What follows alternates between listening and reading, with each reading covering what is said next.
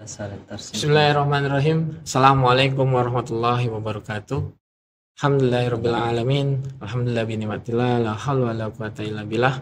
Rabbi shrah li sadri wa yassir li amri wahlul 'uqdatam min lisani yafqahu qawli. Allahumma shalli ala sayidina Muhammad wa ala ali sayidina Muhammad amma ba'du. Alhamdulillah, puji dan syukur kehadirat Allah Subhanahu wa taala, pagi hari ini kita bisa berjumpa kembali nih para pemirsa di kajian hadis digital. Dan insya Allah hari ini kita nanti akan membahas tentang pembagian sejarah ilmu hadis ya, dalam diroyah dan riwayah. Diroyah dan riwayah kayak gimana nanti akan kita sambung kajiannya. Dan pagi hari ini saya ingin menyampaikan bahwasanya di pusat kajian hadis atau di pesantren pusat kajian hadis, almarhum Dr. Ahmad Lutfi Fatullah ini membangun suatu pesantren. Yang pesantren ini namanya memang pesantren, tapi ternyata memang nggak ada santrinya, ya. Nggak ada santrinya, dan ini nggak ada santri yang menetap. Nggak ada santri yang menetap. Ya, dan ini beliau membuat ini karena beliau kepikiran saat ketika ini dijadikan pesantren, mungkin setahun itu hanya 1.000 santri. Tapi ketika ini dijadikan diklat, dijadikan pelatihan, beliau ingin pesantren ini dinikmati oleh orang umum. Dan alhamdulillah sebelum pandemi 10.000 orang sudah datang kemari. Dari programnya manasik sampai programnya menjemput kematian. Ya, dari anak-anak sampai nenek-nenek dan kakek-kakek. Dan salah satunya ini nih, ini adalah digitalisasi hadis, dan ini dari mahasiswa UIN Padang. Alhamdulillah mereka sudah 3 angkatan, 3 angkatan atau 3 gelombang, dan itu mereka selama 7 hari di sana di pesantren pusat kajian hadis. Mereka mendigitalisasikan hadis, mereka membuat satu tematik hadis, dan insya Allah pulangnya mereka itu mereka membawa satu aplikasi di Androidnya mereka yang mereka buat sendiri. Ya. Dan gak hanya itu, mereka itu menghafal 40 hadis riwayat Bukhari di sana. Masya Allah. Jadi alhamdulillah almarhum Kiai Lutfi itu membuat satu buku riwayat Bukhari. Jadi Bukhari kan ada 7.000 sekian hadis, kalau salah mohon dikoreksi. Ada 7.000 sekian hadis, ternyata ada 40 hadis sanadnya sama, matannya aja yang beda. Dan alhamdulillah 7 hari mereka di sana ada yang hafal sampai 40 hadis. Alhamdulillah. Dan itu enggak 7 hari, mereka 3 hari atau 4 hari itu sudah hafal 40 hadis. Karena tadi sanadnya sama, matannya aja yang beda. Itu yang luar biasa. Almarhum Kiai Lutfi buat satu buku, dan itu nanti bisa kalau para pemirsa mau bukunya, kunjungi aja pkh.org.id. Insyaallah nanti di sana ada linknya untuk membeli buku itu. Mungkin ini saya nggak panjang kalam nih mengenai pusat kajian hadis. Jadi kalau mau tahu pusat kajian hadis tinggal buka aja pkh.org.id. Dan kita mulai nih kajian pada pagi hari ini mengenai tentang pembagian sejarah ilmu hadis, tentang diroyah dan riwayah. Sebelumnya kita sapa dulu nih kepada Ustadz Abdul Fatir Kausar LC. Gimana Ustadz kabarnya? Assalamualaikum. Waalaikumsalam warahmatullahi wabarakatuh. Alhamdulillah sehat, Ustadz. Alhamdulillah sehat. Gimana Ustadz? Jadwal sudah mulai padat, Ustadz. Alhamdulillah kita berusaha untuk menjadi pribadi yang bermanfaat. Alhamdulillah. Rasulullah SAW bersabda, khairun nasi anfa'uhum linnas. Sebaik-baiknya manusia adalah yang bermanfaat bagi orang lain. Kita berusahalah dikit-dikit supaya bisa bermanfaat dengan ilmu yang kita miliki yang sedikit ini. Gitu. Baik, siap. Kita lanjutkan tanpa panjang kalam nih, agar para pemirsa udah menunggu nih. Bahkan di komentar-komentar tuh udah ada nih, kapan lagi kajian hadis digital ini tayang gitu. Jadi alhamdulillah kita dinanti nih, Jadi monggo Silakan. Siap. Bismillahirrahmanirrahim. Assalamualaikum warahmatullahi wabarakatuh. Alhamdulillahi wa kafa wassalatu wassalamu ala nabiyil mustafa wa ala alihi wa sahbihi ahli sidqi wal wafa. Amma ba'du. Alhamdulillah, pada kesempatan kali ini kita dapat berkumpul kembali bersama-sama untuk mengkaji kajian hadis digital, di mana kita menggunakan aplikasi hadis dan ilmu hadis yang dipelopori atau dibuat oleh almarhum Kiai Haji Dr. Ahmad Lutfi Fathullah. Mudah-mudahan dengan menggunakan aplikasi ini, dengan mengamalkan aplikasi ini,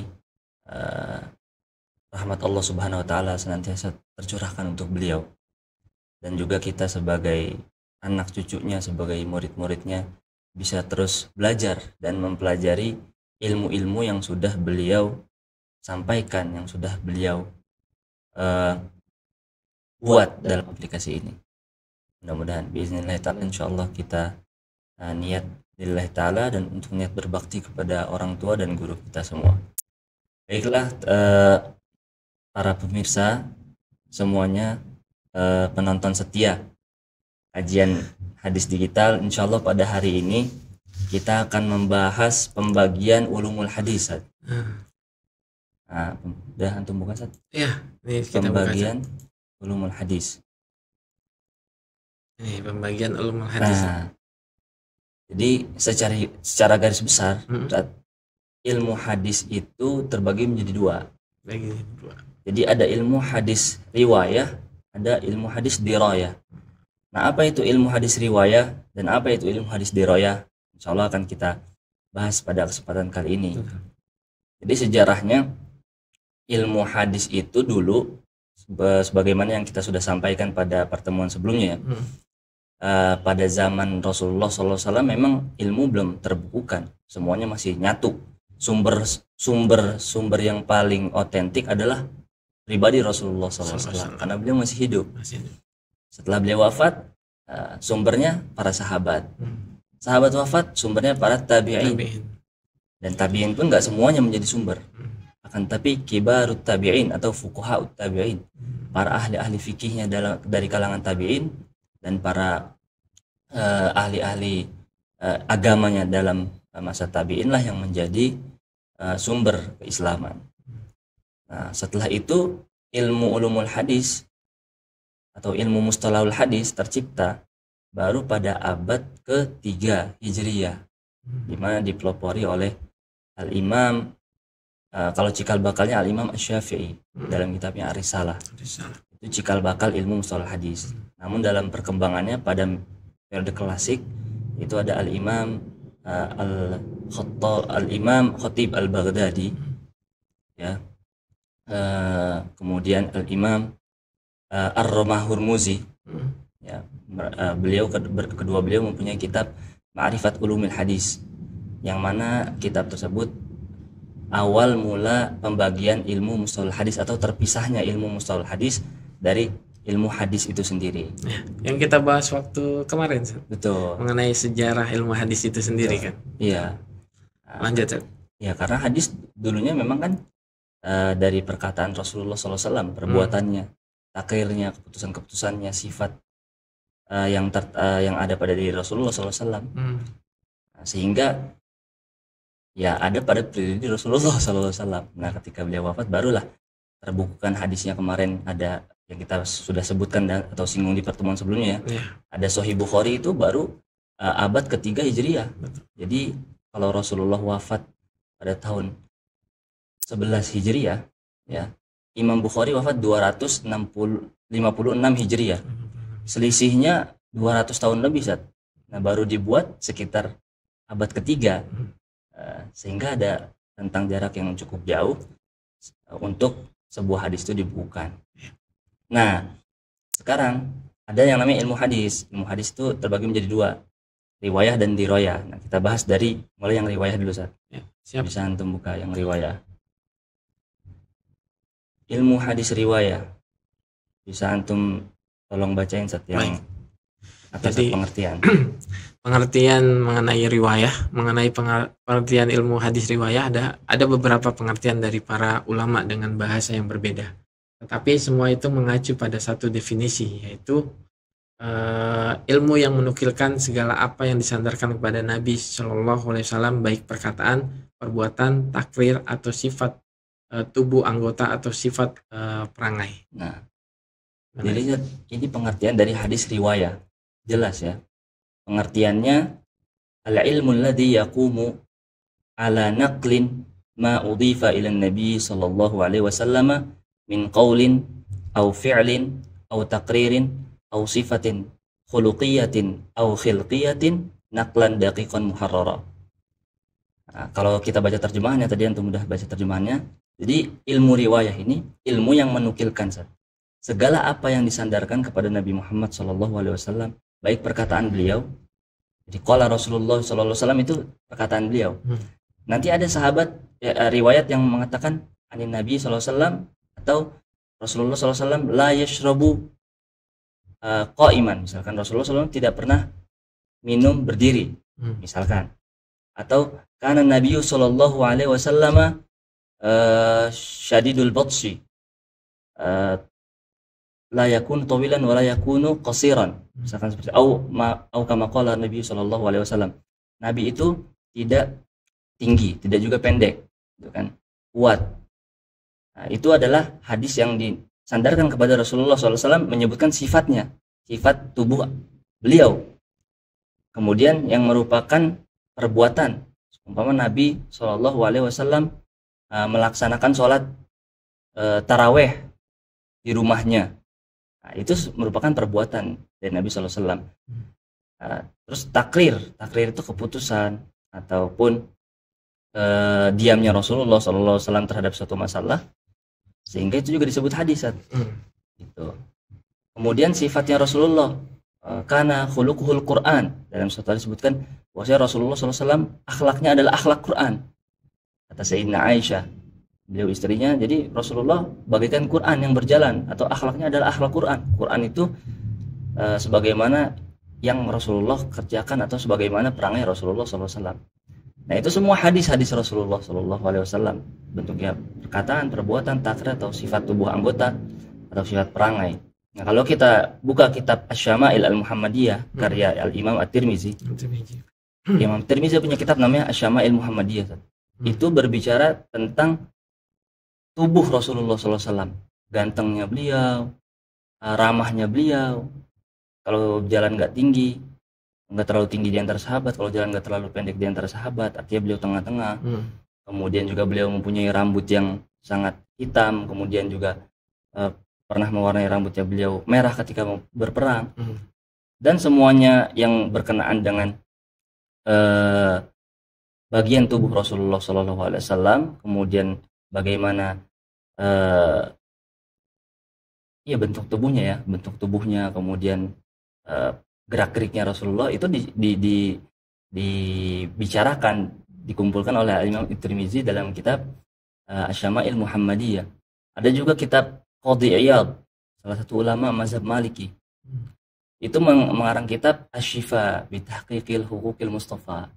Juga membicarakan kitab tentang hadis-hadis Rasulullah yang berkenaan dengan sifat tubuh beliau, kemudian gerak-geriknya beliau. Itu dikatakan atau disandarkan atau dinukil oleh beliau melalui hadis-hadis Rasulullah SAW. Nah, ini ilmu riwayat. Jadi riwayat itu khusus kepada hal-hal yang berbau redaksi hadis tersebut. Ya, nggak berbicara tentang hadis sahih atau hadis dhaif. Nggak berbicara hadis maudhu', terus hadis hasan atau hadis yang makbul diterima atau mardud ditolak. Sekedar hadis sanad, kemudian matan, ya. Kemudian rawinya misalkan Bukhari, Sahih Bukhari. Nah, itu disebut hadis riwayat. Kita nggak membahas hukum di situ. Nah, itu disebut riwayat. Jelas siapa perawinya. Misalkan Abdullah bin Yusuf, ya kan, Al-Imam Bukhari, Abdullah bin Yusuf. Terus an Abi Hurairah. Terus Nabi SAW. Nah, itu kemudian sanad hadis, matan hadisnya Misalkan innamal a'malu binniyat wa innamal likulli imrin ma nawa, itu matanya, kemudian rawinya siapa? Imam Bukhari. Nah, itu semua disebut riwayat. Hadis secara riwayat. Artinya nggak membahas hukum hadis, kemudian hadis ini diterima atau ditolak, kemudian apakah hadis tersebut perawinya dobit, siqah. Ini hadis riwayat, nggak ada pembahasan itu. Kemudian jadi yang menjadi pembahasan ilmu hadis riwayah adalah segala apa yang disandarkan pada Nabi Muhammad SAW. Pokoknya apapun riwayat yang disandarkan kepada Nabi Muhammad SAW itu adalah hadis Rasulullah SAW. Tanpa ada membahas hukumnya, ya. Perbedaannya itu riwayat dan dirayah.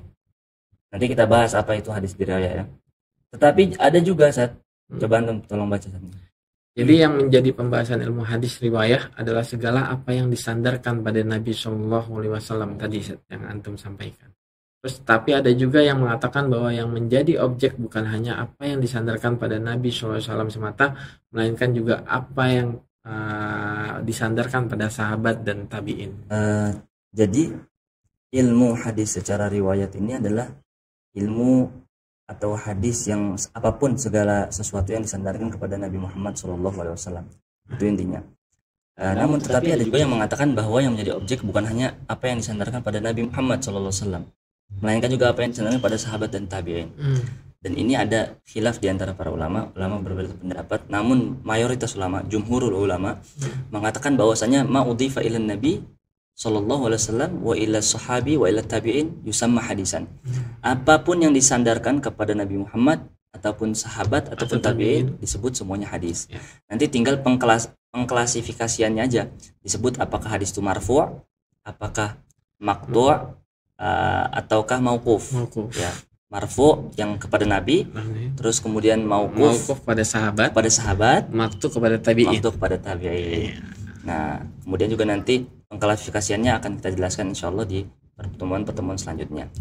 Karena ini kita masih membahas tentang ilmu mustalah hadis. Seperti itu. Jadi ilmu riwayah ini sangat simpel, lebih simpel dari ilmu dirayah.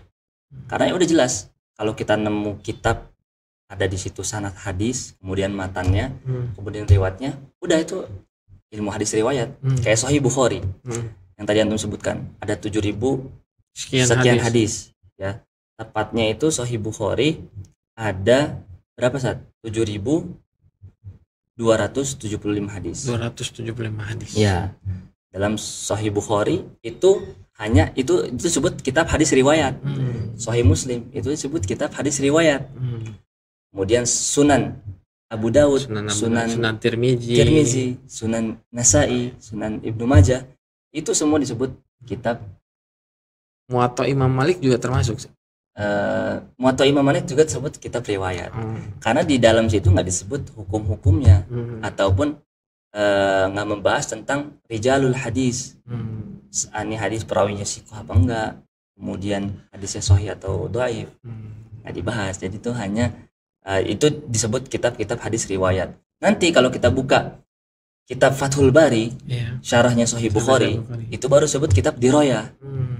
Karena membahas udah matan hadisnya, istimbat hukumnya, kemudian nanti dibahas perawinya ini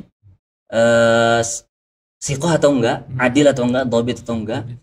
Kemudian rijalus sanadnya, orang-orang yang meriwayatkan hadis ini terpercaya apa enggak, gitu. Dan lain sebagainya, gitu. Jadi kitab-kitab riwayat itu Kutubu Sittah itu riwayat, Muwatta riwayat, kemudian kitabnya Imam Ahmad, Musnad Imam Ahmad disebutnya riwayat. Adapun kalau di riwayah itu yang membahas tentang sisi perawinya itu sahih apa enggak, kemudian sisi matannya sahih apa enggak, makbul atau mardud, perawinya siqah atau adil, itu ilmu di riwayah. Nanti akan kita bahas juga setelah ini. Lanjut, Zat. Yep. Dilihat dari pengertian tersebut, maka yang menjadi objek pembahasan dalam ilmu hadis riwayah adalah perkataan-perkataan Rasul, perbuatan Rasul, takrir Rasul, sifat-sifat dari penukilnya, dan segala yang berkaitan dengan lafal dan periwayatannya. Nah, jadi jelas ya bahwasanya objek pembahasan dalam ilmu hadis riwayah adalah perkataan Rasul, itu jelas. Semuanya perkataan Rasul, perbuatan Rasul juga yang tadi disebut takrir Rasul, sifat-sifat dari penukilnya, ya, dan segala yang berkaitan dengan lafal dan riwayatannya itu. Nah, di sini kita perlu perlu menaruh perhatian lebih bahwasanya selama ini mungkin ada sebagian orang yang mengatakan bahwasanya hadis itu perkataan atau perbuatan aja, Ustaz. Akan tetapi takrirnya Rasulullah SAW, diamnya keputusan Rasulullah, diamnya Rasulullah ketika sahabat itu melakukan suatu hal, itu adalah hadis Rasulullah SAW.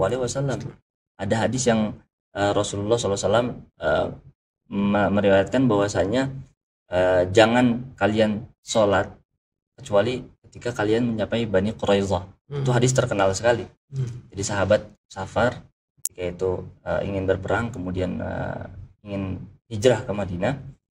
Kemudian Rasulullah sebelum itu mengatakan kepada para sahabat, janganlah kalian sholat kecuali kalau kalian sudah sampai Bani Quraizah. Nah, tiba-tiba di pertengahan jalan sebelum maghrib mereka ternyata belum sampai nih. Di pertengahan jalan masih di jalanan gitu kan. Sedangkan belum sholat asar gitu kan. Apakah sholatnya ini dikosor ya kan, ataupun dijamak, ataupun kita nunggu sampai sono dulu baru kita sholat jamak, atau kita sholat dulu di ketika berhenti itu kita sholat asar dulu, atau kan nanti ketika nyampe sana sholatnya dijamak dan lain sebagainya. Nah kan, tapi sahabat berbeda pendapat tuh ketika itu. Ada yang sholat berhenti kemudian sholat, ada yang ketika sudah nyampe Bani Quraizah baru mereka menjamak sholatnya asarnya ketika itu ya, kalau tidak salah. Nah maka ketika itu mereka masih berbeda pendapat.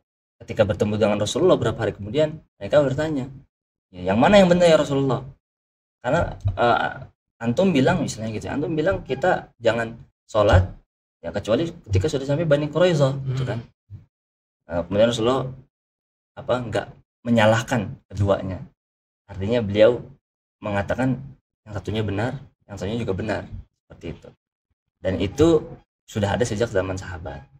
Artinya takrirnya Rasulullah, diamnya Rasulullah atau tidak mengatakan yang mana yang benar, itu adalah bentuk wujud dari keputusan Rasulullah SAW terhadap perbuatan sahabat yang dilakukan oleh sahabat, namun itu juga menjadi hadis Rasulullah SAW.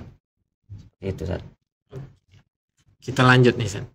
Ini riwayah sudah habis, lanjut kepada diroyah Ustaz. Silakan Ustaz. Hadis diroyah, bagian ilmu hadis diroyah. Sekarang kita buka pengertian hadis diroyah.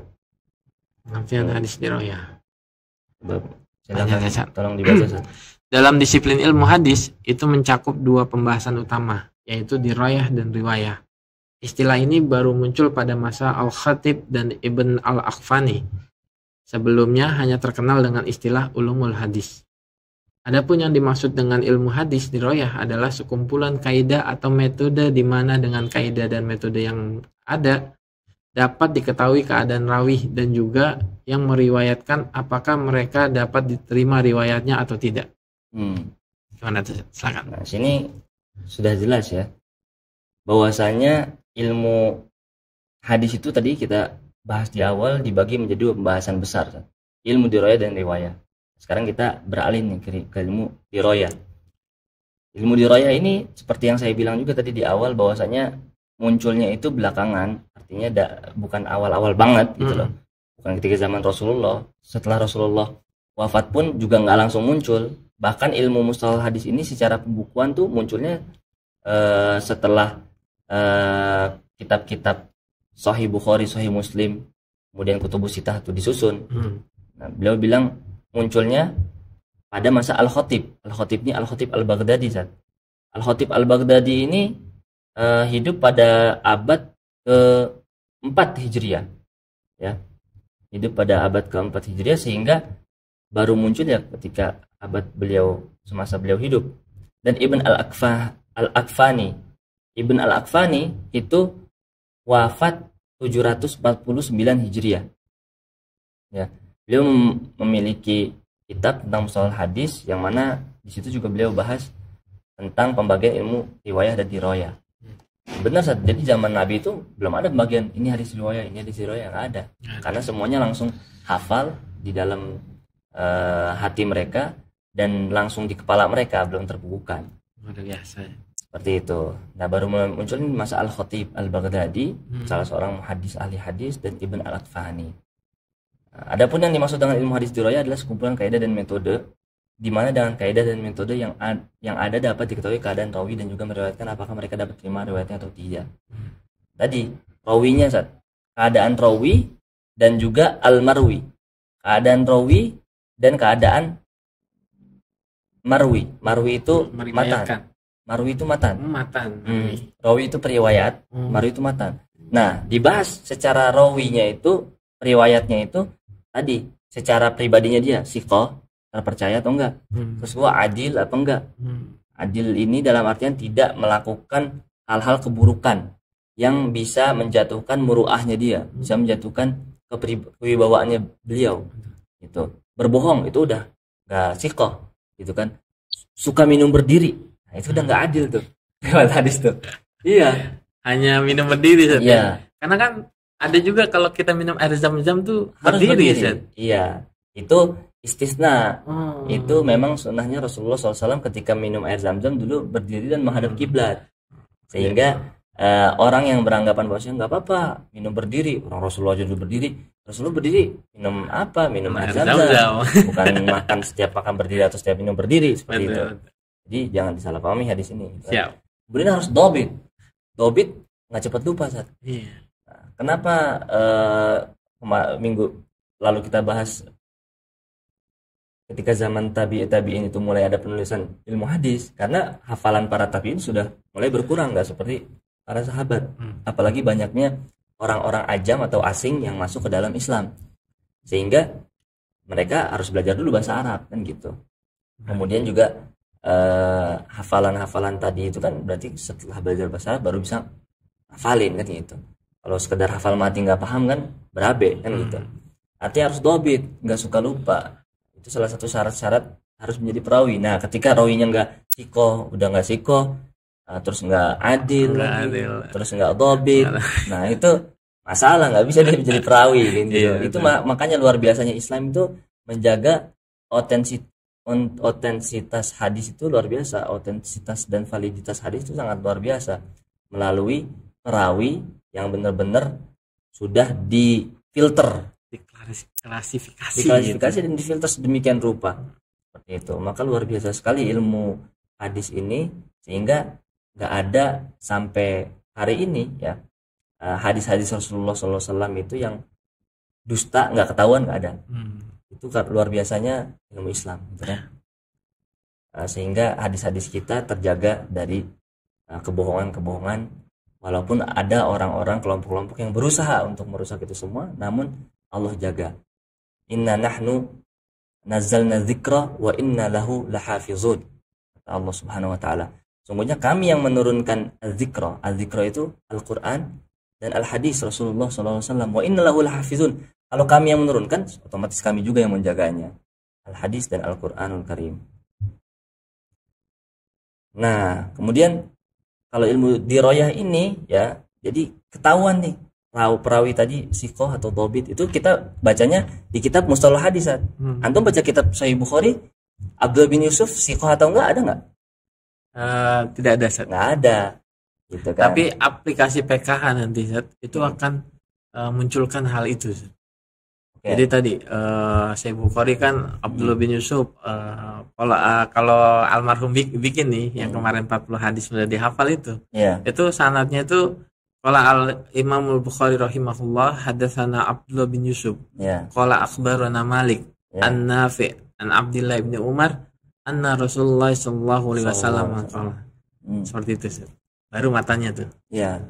Kalau yang di hadis tadi an Abdullah bin Yusuf, kemudian an Malik, an Nafi, an Rasulullah, an Umar, an Rasulullah sallallahu alaihi wasallam, itu sudah sanad yang memang sikoh semua. Terkenal sikoh. Makanya kenapa masuk dalam Sahih Bukhari. Maka kalau riwayat sudah masuk Sahih Bukhari, jadi nggak perlu diragukan lagi sebenarnya perawi itu sikoh atau enggak. Iya, kan kita udah bahas tuh kemarin waktu episode sebelumnya kan. Antum bilang sampai Imam Bukhari itu melihat cara dia masukin binatangnya. gitu kan. Iya. Kalau dia bohong itu binatang, dia nggak mau ambil kan, seperti itu. Betul. Kalau seorang perawi ini ngasih makan ke binatang makanan yang sudah kemarin ataupun yang sudah basi, kan binatang nggak tahu. Tapi Imam Bukhari itu pernah melihat seorang perawi hadis yang beliau ingin datangkan ternyata berbohong kepada binatang, sehingga ini nggak sikoh, dia nggak adil gitu kan. Saya nggak ngambil hadis dari beliau. Masya Allah, Imam Bukhari itu keliling dunia saat untuk mengumpulkan riwayat, sehingga tersusunlah kitab Al-Jami' As-Sahihnya Imam Bukhari. Seperti itu. Nah, kalau Imam Asyuti dalam Alfiyahnya, dia ada kitab Mustalahul Hadis, Alfiyah karangan Al-Imam Suyuti. Imam Suyuti salah satu Al-Muhaddis Al-Hafiz, wafat tahun 911 Hijriah. Aslinya dari Mesir, Asyut, salah satu kota di Mesir. Ilmul hadis dzu qawanin tahid yadri biha ahwalul matni was sanadi. Fadzalika al-mawdu' wal maqsudu an yaqrifa al-maqbul wal mardudu. Nah, ilmu hadis ialah ilmu yang mempunyai beberapa kaidah, yang dengan kaidah-kaidah itu dapatlah diketahui keadaan-keadaan matan dan sanad. Jadi untuk mengetahui matan dan sanad ini sahih atau enggak, ya. Jadi sahih ada sahih matan, ada sahih sanad. Sahih dalam sisi matannya dan sahih dalam sisi sanadnya. Tersambung dalam sisi sanadnya, terus matannya bisa diterima ataupun ditolak. Nah, itu kita tahu dari ilmu mustalahul hadis. Nah, selanjutnya Zat. Ya. Selanjutnya adalah keadaan perawi yang perlu diketahui adalah apakah dia seorang yang adil ataukah dia seorang yang majru. Bagaimana dia menerima hadis, bagaimana dia menyampaikan hadis kepada orang lain. Tempat kediamannya, silsilah nasabnya, hari lahir dan hari wafat, dan segala yang berpautan dengan sifat penukilnya. Nah, misalkan tadi sudah kita bahas ya, apakah dia seorang yang adil atau bukan. Kemudian, ataukah dia seorang yang majruh. Majruh ini tercela. Dia suka bohong walaupun sekali, itu udah majruh. Apalagi sering bohong, gitu kan. Gitu. Ataukah dia sering lupa atau suka lupa, itu juga udah majruh. Gitu. Artinya, nah makanya nanti ada ilmu jarah wa ta'dil. Salah satu pembagian ilmu dari ilmu hadis secara diroyah.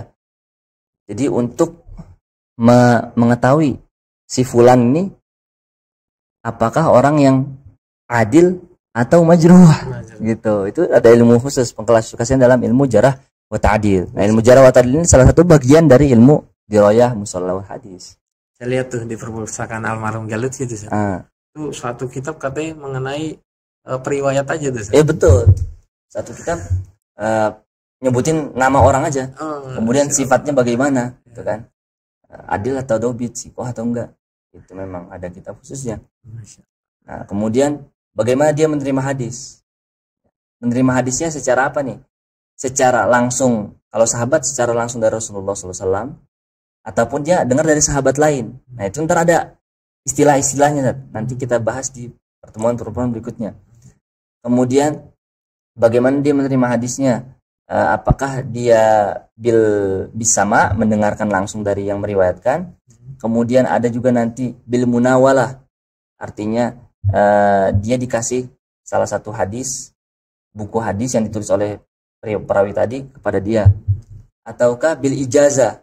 Bil ijazah nanti dia meminta ijazah kepada gurunya, ijazah hadis. Ijazah hadis itu bisa biasanya murid yang minta ke guru, gitu, keliling ke guru. Antum misalkan ke Kiai Lutfi, saya minta ijazah sanad antum ke Sahih Bukhari. Nah, terus abis itu antum baca hadis Sahih Bukhari dari awal sampai akhir, terus beliau dengerin. Nah, itu juga disebut secara ijazah untuk menerima hadis. Berarti kalau zaman tabiin datang ke sahabat mau mendengarkan suatu hadis Rasulullah SAW, dan ceritanya banyak saat itu dikarang oleh Al-Imam Khatib Al-Baghdadi, Ar-Rihlah fi Thalabul Hadis, salah satu kitab yang menceritakan tentang bagaimana perjalanan pada para ahli hadis berkeliling dunia untuk mencapai satu riwayat hadis. Bagaimana dilakukan Imam Bukhari juga, keliling dunia. Beliau aslinya Bukhara, Bukhara itu kan Uzbekistan. Tapi beliau keliling ke Mekah, ke Madinah, ke Syam, ke Irak, ke Baghdad, ke Kufah, dan negara-negara Islam lainnya untuk mendengarkan atau mencari hadis Rasulullah SAW. Kemudian tempat kediaman si perawi ini di mana? Apakah di kota ataukah di kampung jauh dari perdamaian gitu, jauh dari perkotaan. Nah, karena dulu ada pengklasifikasian saat yang tinggal di kota itu lebih dekat dengan ilmu. Karena ilmu semuanya berada di kota, jarang di desa. Sehingga nanti itu menjadi salah satu kriteria juga untuk menerima hadis Rasulullah SAW. Kalau dia tinggalnya di suatu desa pedalaman, berarti dia nggak nyampe ilmu ke dia gitu kan, atau sulit.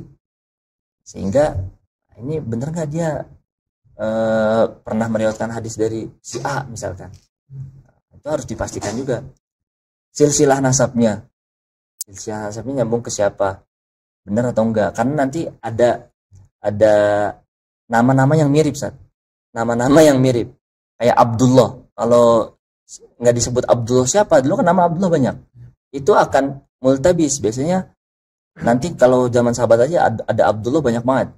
Ada Abdullah bin Umar, ada Abdullah bin Abbas, ada Abdullah bin Amr bin As, ada Abdullah siapa lagi? Abdullah bin Yusuf. Tapi Abdullah bin Yusuf bukan sahabat, ya kan? Masa tabi'in. Nah, artinya banyak kesamaan nama-nama perawi itu. Nanti di zaman Abdullah bin Yusuf mungkin juga banyak Abdullah lainnya kan gitu kan. Muhammad banyak, Muhammad siapa nih? Ahmad banyak, Ahmad siapa kan gitu. Nah, biasanya perawi hadis juga terkadang nggak lengkap mendapatkan hadis, maka itu harus diteliti. Itu melalui ilmu diroya. Hari lahir dan wafat dan segala yang berkaitan dengan sifat penukilannya. Hari lahir kapan?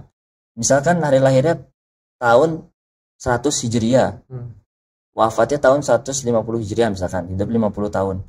Terus kemudian yang ulama setelahnya lahir pada tahun 160 Hijriah setelah perawi A wafat. Nah, kita ambil contoh aja gini. Misalkan Imam Abu Hanifah wafat tahun 150 Hijriah. Imam Syafi'i lahir 150 Hijriah.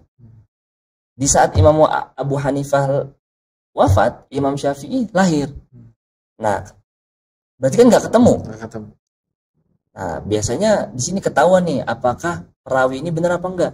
Kalau Imam Syafi'i meriwayatkan kepada Abu Hanifah misalkan an Syafi'i an Abi Hanifah, nah itu bisa diragukan. Karena kenapa? Karena selama hidupnya nggak ketemu nih. Nah, dia kan lahir di tahun 150 Hijriah. Sedangkan Imam Abu Hanifah udah wafat tahun 150 Hijriah. Berarti kan nggak ketemu. Kalaupun ketemu masih orok, masih bayi. Gitu. Nggak bisa meriwayatkan hadis langsung ke Abi Hanifah. Berarti ini hadisnya bohong nih. Cacat. Seperti itu, Ya simpelnya tadi kan hadisnya almarhum tuh Abdullah bin Yusuf. Langsung ketemunya Abdullah bin Umar. Salah tuh. Jauh tuh. Abdullah bin Yusuf ngelewatin dua perawi berarti kan, Malik, Nafi. Nah, harusnya kan ke Malik dulu, ke Nafi dulu baru ke Ibnu Umar. Kalau Abdullah bin Yusuf langsung Abdullah bin Umar, itu udah pasti. Udah pasti hadisnya nggak benar. Seperti itu. Apalagi itu dua, ya kan? Kedua orang dilewatin itu. Itu saat. Sementara lanjutnya ya. Sementara keadaan marwi yang harus diketahui adalah apakah sanadnya muttasil atau munqati'. Nah, ini keadaan marwi. Marwi itu periwayatan atau matan. Kalau rawi perawi, kalau marwi matan. Yang harus diketahui apakah sanadnya muttasil. Jadi sanad matan, ada sebuah kitab matan, ada sebuah matan misalkan innamal a'malu binniyat. Innamal likulli imri'in ma nawa, itu matan. Kemudian dari segi sanadnya hadis matan ini, ya kan? Karena sanad banyak turuknya, bisa jadi satu orang meriwayatkan hadis yang sama. Bisa jadi 10 orang meriwayatkan hadis yang sama. Saya tahu tuh contoh. Nah, dari kitab Bukhari dan Muslim, ya. Itu ada yang berbeda tuh dari sholatul jamaati afdulu sholatul fardhi bisab'in wa isrina darajah kan gitu. Itu kan riwayat Bukhari itu.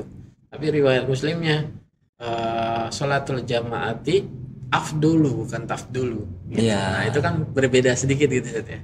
Betul. Itu dari matan kan gitu. Dari matan. Itu berbeda lafadz matannya. Nah, nanti ada yang berbeda tadi udah kita singgung, ada yang berbeda perawinya. Ya, ini berbeda matannya. ya kan? Yang harus diketahui apakah sanadnya mutasil apa enggak. Jadi bisa jadi satu matan hadis diriwayatkan oleh banyak orang, ya. Sehingga kita bisa cek nanti dalam melalui ilmu dirayah mustalah hadis yang thoriqoh atau jalur sanad mana yang paling benar, gitu. Nah, taunya dari ilmu apa? Ilmu dirayah atau ilmu mustalah hadis atau ilmu ulumil hadis, seperti itu. Atau munqati'. Munqati' kan berarti terputus, ya. Apakah dia tercatat, tercacat atau tidak, dan bisakah riwayatnya bisa diterima atau tidak? Ya, itu melalui ilmu dirayah atau ilmu mustalah hadis. Nah, selanjutnya saat ini manfaat mengetahui ilmu hadis dirayah, saat. Manfaatnya Ustaz. Tolong bisa Anda baca, Saat. Manfaat dengan mengetahui ilmu hadis dirayah adalah bisa mengetahui mana hadis yang disandarkan pada Nabi yang harus diterima atau makbul, dan mana yang harus ditolak atau mardud. Nah, sebagaimana yang sudah kita ketahui sebelumnya bahwasanya memang ilmu dirayah, ilmu mustalah hadis ini kita dapat mengetahui mana hadis yang dapat diterima secara sanad dan matannya, mana makbul, mana hadis yang kita harus tolak secara matan walaupun secara sanad. Gitu, Sat. Jadi udah bisa bedain, Sat, ya, yang mana yang mana yang makbul, yang mana yang makdud, yang mardud. Iya, yang mana yang makbul, yang mana yang mardud. Makbul bisa diterima berarti dia sanadnya muttasil, nyambung. Kemudian matannya juga sahih. Ya. Kalau yang mardud berarti sanadnya nggak muttasil, nggak nyambung.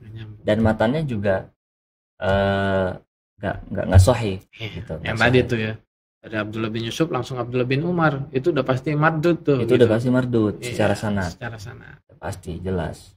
Gitu. Lanjut, Set. Ya, ini bisa dilanjut, Set. Walaupun demikian, ilmu hadis dirayah tidak bisa mengetahui dengan pasti kualitas suatu hadis kalau tidak dibarengi dengan mengetahui ilmu hadis riwayah. Tetapi ilmu dirayah mempunyai cakupan yang lebih besar dan lebih lengkap karena juga mengandung kaidah-kaidah untuk mengetahui keadaan rawi dan marwi. Oleh karenanya, tidak cukup mempelajari hanya pada tataran sanadnya saja tanpa memperhatikan keadaan rawi dan marwi serta pengistimbatannya hukum dari padanya. Nah, gitu, Sat. Jadi kita belajar ilmu hadis secara riwayat nggak cukup kalau pengen menjadi ahli hadis. Akan tapi harus belajar ilmu dirayah juga. Jadi yang pasti itu ahli hadis secara riwayah memang ada. Dia hanya misalkan ngumpulin sanad secara riwayat, dia banyak sanadnya. Tapi ketika ditanya hadisnya, ini hukumnya untuk apa, istimbat hukumnya untuk apa, apakah perawinya ini sahih atau sahih atau enggak, perawinya ini dobit atau siqah, atau malah kazab, pembohong, atau mungkar, atau munafik, dusta, atau majruh, ya. Nah, itu juga harus kita perhatikan dan kita pelajari dalam ilmu hadis ini. Lanjut, Ustaz. Ya. Banyaknya pembahasan dalam ilmu dirayah ini, ulama ada yang membahasakannya dengan usul hadis atau mustalahul hadis. Ini tipe ini. Atau mustalah hadis, ya, atau ulumul hadis. Nah, berarti ilmu yang kita pelajari sekarang nih, bahas nih, kajian hadis digital, mustalahul hadis digital, berarti masuk dalam dirayah apa riwayah, Sat? Termasuk dirayah. Nah, cakep. Betul, Sat. Kita sekarang yang kita pelajari ilmu mustalah hadis termasuk dalam ilmu dirayah. Karena kita membahas satu ilmu, emang kita masih di awal, ya, membahas pengenalan, sejarah dan sebagainya. Nanti kita akan masuk ke dalam pembahasan apakah rawinya siqah, bagaimana pengertian siqah, kemudian hadis sahih, hadis mauquf, hadis muttasil, kemudian hadis dan lain sebagainya. Itu dibahas dalam ilmu mustalah hadis ini. Jadi yang kita pelajari ini adalah ilmu dirayah atau dikenal dengan ilmu usulul hadis. Bisa disebut dengan mustalahul hadis atau ulumul hadis. Seperti itu. Ini tipe nanti bisa kita perbaiki. Sat. Baik. Lanjut, Sat. Lanjut. Sebagaimana yang dikatakan ulama bahwa nama lain dari ilmu dirayah, ada yang menanamkan ulumul hadis, usul hadis, atau mustalah hadis. Maka yang menjadi objek kajiannya pun sama seperti istilah-istilah tersebut. Yang menjadi pembahasan adalah sekitar pembagian macam-macam hadis, cara menerima dan menyampaikan hadis, pembahasan jarh wa ta'dil, sejarah perawi dan keadaan mereka serta keadaan hadis. Adapun mengenai objek pembahasannya, ulama berbeda pendapat. Antara lain, Al-Hazimi mengatakan 100 pembahasan. Al-Hakim menyebutkan 52 macam. Ibnu Shalah menyebutkan 65 macam. Nah, ini kita sampai kepada macam-macam objek dalam ilmu hadis dirayah. Objeknya tadi sebagaimana jelas banyak banget, Sat. Ya. Pertama nih, yang dikatakan ulama bahwa nama lain dari ilmu dirayah dan yang menamakan ulumul hadis. Ada yang menamakan ulumul hadis tadi. Ini selesai ya. Usulul hadis atau mustalah hadis. Pokoknya mau nyebut mustalah hadis benar, mau nyebut ilmu ulumul hadis benar, mau nyebut usul hadis benar. Tapi yang sekarang terkenal lebih terkenal ilmu mustalah hadis yang dipakai. Maka yang menjadi objek kajiannya pun sama seperti istilah-istilah tersebut. Istilah-istilah yang berkaitan dengan istilah hadis sahih, hadis mauquf, dhaif dan sebagainya. Nah, yang menjadi pembahasan adalah sekitar bagian macam-macam hadis. Cara menerima dan menyampaikan hadis. Tadi, cara menerima dan menyampaikan hadis dari perawi bagaimana? Orang yang mencari hadis ini tadi, mencari hadisnya dengan cara apa? Dengan cara rihlah, dengan bertemu orang gitu kan. Kemudian dia menerimanya dengan cara apa tadi? Apakah mendengar dari perawi langsung, ataukah mendengar dari orang yang merawikan dari perawi, ataukah dia meminta ijazah kepada gurunya itu, ataukah bil munawalah, gurunya mengasih sanad hadisnya yang ditulis atau yang dibukukan oleh pengarang dan lain sebagainya. Dan yang dibahas ya, adapun objek pembahasan ulama berbeda pendapat antara lain ya. Al-Hazimi, ini Al-Imam Al-Hazimi Al-Hafiz, salah satu ahli hadis, wafat pada tahun, namanya Zainuddin Muhammad bin Musa bin Utsman Al-Hazimi Al-Hamdani Asy-Syafi'i, wafat pada tahun 584 Hijriah, menyebutkan bahwa objek pembahasan ilmu hadis ada 100 pembahasan. Pembagiannya saat. Kemudian ada Al-Hakim An-Naisaburi, ini punya kitab namanya Al-Mustadrak Al-Sahihain. Beliau wafat pada tahun 405 Hijriah. Menyebutkan dalam kitab beliau Ma'rifatul Ulumil Hadis ada 52 pembahasan. Nah, kitabnya saya sudah ada. Nah, itu ketika saya cek, saya baca memang 52 pembahasan beliau bagi. Ada lagi yang memang menjadi masterpiece nih, ilmu mustalah hadis, Ibnu Shalah. Wafat tahun 643 Hijriah, menyebutkan 65 macam objek pembahasan ilmu hadis. Nah, pembahasannya saat itu akan kita bahas di pertemuan selanjutnya. Nah, coba antum bisa, ini kan udah habis ya. Ya, tolong buka set yang awal tadi, ilmu hadis pembagian sebelum pembagian. Nah, macam-macam ilmu hadis set. Ini macam-macam ya, ilmu hadis. Macam-macam ilmu hadis. Selanjutnya, nah, ada macam-macam ilmu hadis yang setidaknya di sini disebutkan oleh almarhum Kiai Lutfi, dikenalkan ya. Ini ada berapa? Asbabul Wurud, ilmu periwayatan, ilmu tarik al-ruwat, ilmu jarh wa ta'dil, ilmu gharib al-hadis, ilmu mukhtalif al-hadis, ilmu nasik wa mansukh, ilmu ilal al-hadis. Kira-kira ada 8 yang disebut di sini ya. Aslinya ada tadi, ada yang menyebutkan 65 Ibnu Shalah, kemudian juga Hakim An-Naisaburi 52 menyebutkan. Nah, ini kita akan kenalan dengan pembagian ilmu-ilmu dirayah ini atau ilmu mustalah hadis ini macam-macamnya, insyaallah di pertemuan selanjutnya. Nah, ini banyak nih, masya Allah. Jadi insyaallah di pertemuan selanjutnya mungkin butuh 2 kali pertemuan seenggaknya. Baik, siap. Terima kasih Sat. Ini udah di penghujung acara nih, para pemirsa semua. Alhamdulillah kita sudah selesai membahas mengenai pembagian tadi tentang dirayah dan riwayah, dan insyaallah kita minggu depan kita akan lanjutkan kepada macam-macam ulumul hadis. Tadi tuh almarhum Gal itu sudah 8 tuh mengklasifikasikannya gitu, asbabul wurudnya dan sebagainya. Nah, nanti kita coba bahas satu-satu. Masih banyak nih perjumpaan kita insyaallah. Jadi tetap di tayangan kami di kajian hadis digital. Dan terakhir saya mau mengajak nih kepada para pemirsa semua. Kalau mau tadi di awal tuh udah kita kasih tahu tuh pesantren pusat kajian hadis, mau belajar hadis di sana, mau rihlah ke sana 2 hari 1 malam, monggo silakan.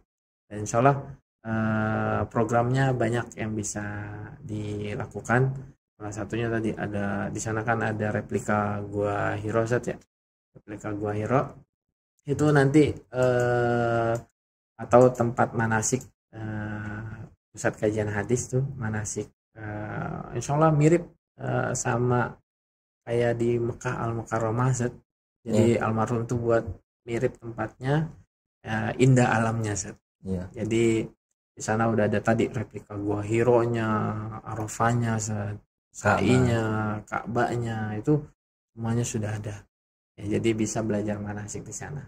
Dan belajar ada penginapan juga Zat. Ya, ada penginapannya tadi. Mau belajar hadis Zat, secara offline di sana kita bisa Zat. Insya Allah nanti ketemu Ustadz Abdul Fatir ya. Beliau nanti yang akan menjelaskan langsung kajian hadis di sana.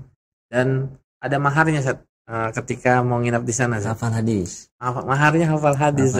Jadi hafal hadisnya nggak hanya matanya doang tadi innama a'malu binniyat, bukan, tapi melainkan dengan sanadnya Zat. Qala al-Imam al-Bukhari rahimahullah hadatsana Abdullah bin Yusuf qala akhbarana Malik an-Nafi an Abdullah bin Umar anna Rasulullah sallallahu alaihi wasallam qala, baru tuh matanya ya. Matanya tadi sholatul jamaati tafdilu sholatul fardhi bisa bin wa isrina darajah, bisa juga. Atau banyak matan yang dikumpulkan sama almarhum Kiai Lutfi dan nanti kita bahas di sana. Jadi terima kasih. Sebelumnya kita tutup kajian hari ini dengan doa kafaratul majlis. Subhanakallahumma wa bihamdika asyhadu an la ilaha illa anta astaghfiruka wa atubu ilaik. Sekian dari kami, lebih kurangnya minta maaf. Billahi taufiq wal hidayah. Wassalamualaikum warahmatullahi wabarakatuh. Waalaikumsalam.